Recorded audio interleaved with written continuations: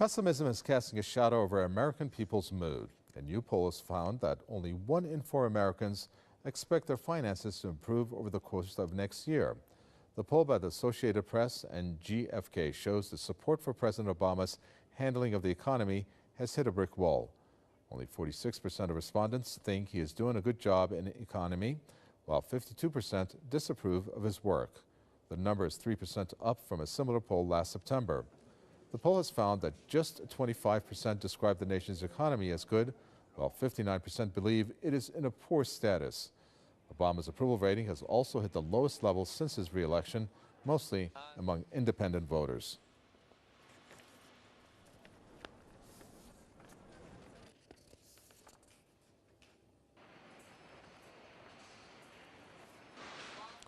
Let's bring in Eric Draitser, is the founder of StopImperialism.com, who joins us on the phone from New York. Eric Draitser, quite alarming stats that I found out.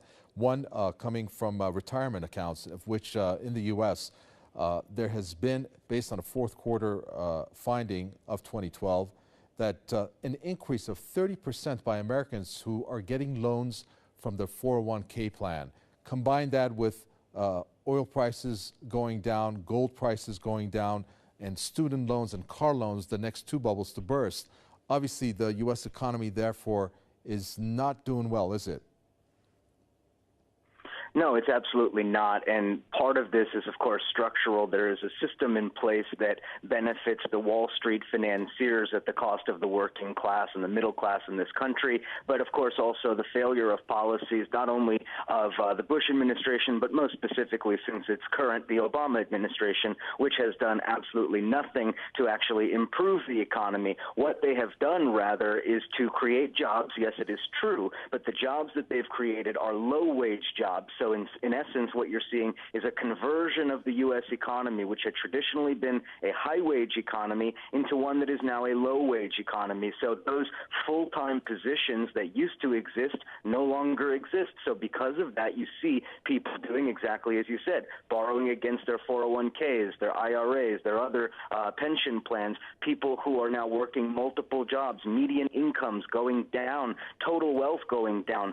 GDP somehow continues to increase, and so what we see then is that GDP and other statistics such as that are inflated because they include speculation on Wall Street. They include other what I would call fraudulent economic activity that does not measure the real economy. When we look at median income, we see the health of the real U.S. economy. Of course, what I looked at really pointed to kind of like a doomsday scenario, worse than the 2008 financial crisis. But I'm sure if what I saw, the American officials, especially in the Treasury Department, for example, are aware of. What kind of solutions do they have? I mean, if we're looking at these negative factors and statistics, there's got to be something in the works. Is there anything in the works?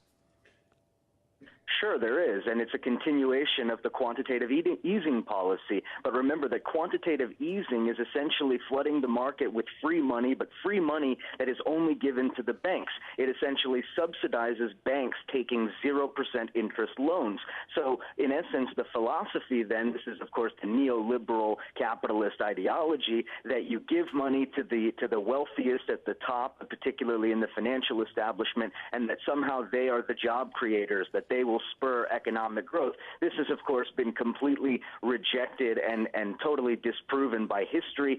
We need only look at the legacy of the recently deceased Margaret Thatcher or Ronald Reagan or any of these other apostles of neoliberalism to understand the failure of that philosophy, and that is exactly what Ben Bernanke and the Federal Reserve are implementing. So we have bailouts for banks, bailouts for insurance companies, and continued austerity for the poor. The policy decisions that are being made are ones in the interests of Wall Street, London, and these other institutions. Remember that the United States is very much intertwined with Europe and with the rest of the global economy, and the United States, as the driver of this speculative economy, is part of this collapse.